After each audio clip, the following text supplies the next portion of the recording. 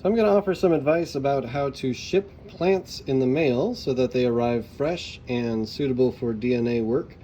This is an example of some water milfoil that were collected. These actually were collected about a week ago and sent to me by the mail, and so you can see that they're in pretty good shape.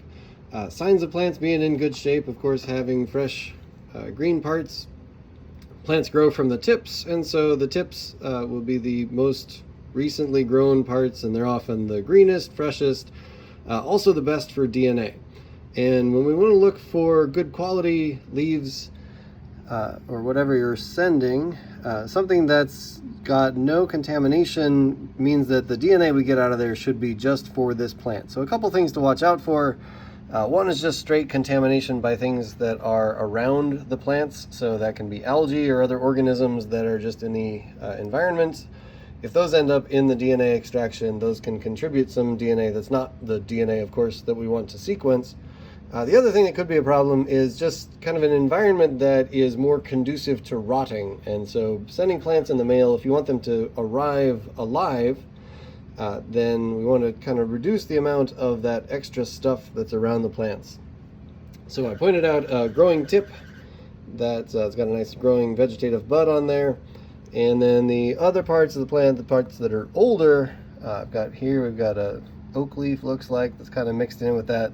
And some older material that some of it's got some sediment. There's some roots in here that were probably underground. So overall, this is still a pretty clean plant, but if I peel the plant away and you can see the water that it's around, that's a whole bunch of stuff that's not water milfoil.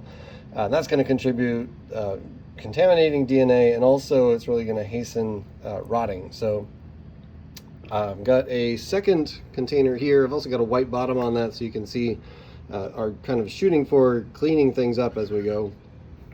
And this is a lot of material. You don't need to send this much material, but you might want to collect this much material so you have some to work with. So I'm going to kind of work from the tips down and pull. This whole thing came together, and it's looking pretty good. I think I'll use this as my example. It came off into two pieces. We can look for some other tips in there, but I'll just show you this as an example.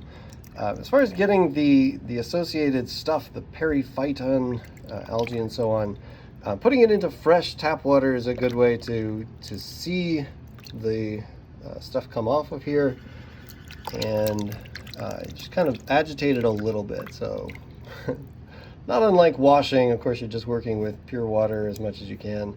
And I think to do this well means getting it back to an indoor environment if you have that luxury. If you don't, you can do this in the field. Just kind of pass it through the water, cleaner spot of water than maybe where you collected the plants. So just a little bit of bashing, got an amount of that off. I'm going to hold the plant that we want to keep to the side, pour the rest out, and give us a second turn in the water there. And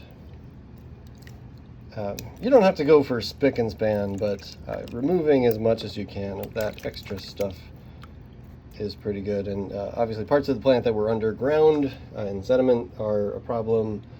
You want to maybe remove the sediment or just avoid sending those parts of the plant.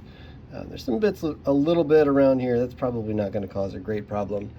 Plants obviously in their own environment are competing with other organisms and planning to live in that environment, so they don't live as the only plants in their environment or the only organisms.